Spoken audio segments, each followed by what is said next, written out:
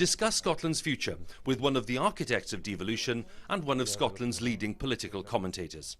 Leslie, we're 18 months after the referendum. Is it your view that Scotland is nonetheless still on the road to independence? Well, I think it is, because Scotland has been getting more of a sense of itself, of a Scottish way of doing things, more confidence with all the process we've been through, and then watching as the rest of the UK, especially with the Conservative government, is waltzing in the opposite direction. I don't think there's anything inevitable about this at all.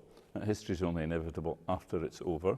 Well, what we've got is something that's evolving into what's as close as you can get to a federal arrangement in a country in which 85% of the people are in one nation. And if you look at the powers that the Scottish Parliament has, it's got more powers than a federal unit in almost any federal state.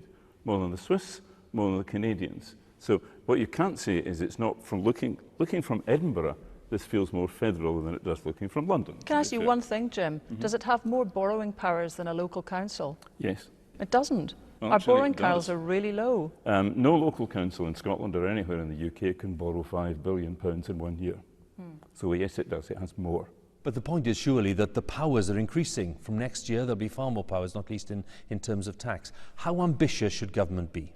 Well, it's ambitious to try to reflect the things that Scots have been voting for, not before Margaret Thatcher actually, which is generally in a socially democratic way. So we would, for example, I think, not want the sanctions regime that's part of the welfare reforms of the Conservative government. I'm not sure if the power will be given to undo them. If it is, then we have to manage to find the money from somewhere else, with only one lever in the car working, which is income tax.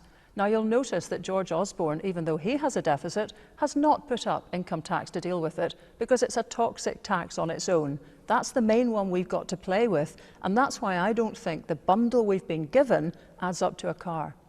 Well, I don't think I agree with that. First of all, I accept what Leslie says, that income tax is a hard tax to raise, but what's interesting is that Mr Osborne wants to cut it, and actually the Scottish Government seem to want to go along with that for the most part. Is that right, Leslie? I don't think they've made it clear. I think at the moment they're not wanting to, I would be critical of this too. Before a Scottish election, we should be having frank discussions about what you intend to do. But at the moment, there's a bit of a don't rock the boat mode for the Scottish Government. They've only got it to lose. Everyone assumes they'll win big time. So why should they open that debate out? For the good of Scotland, it needs to happen. If they did believe in a more socially democratic future, then they would use the tax powers they've got. Jim, given your role right at the start of this devolution journey back in '99, are there things that you would have done differently given what's happened in the meantime? I think the thing that should have been done differently is that the Scottish Parliament should have had more tax powers at the start. A body which simply spends money and doesn't raise it isn't really a proper government. With each iteration of an attempt to try and solve the Scottish problem, the legislators have been behind the curve. That's been true at the beginning with the Scotland Bill. It's generally true, and I just wish that somewhere along the line British politicians had seen the opportunity that was presented for the whole of the UK by beginning to think more systematically about federalism. So to conclude, Jim, where do you think Scotland will be in 5 years' time? I'm rather disappointed that we won't be more different than I think we will be. I think the record is that the Scottish Parliament, under all parties to be fair, has been a cautious and rather conservative body. And in the next 5 years, it will still be that. Because I don't think anyone in government has the incentive to do the radical thing, particularly if your long-term aim is constitutional change. You don't want to rock the boat on the way. But if you're never going to reach that aim, at some point you're going to have to face up to the choices that you have.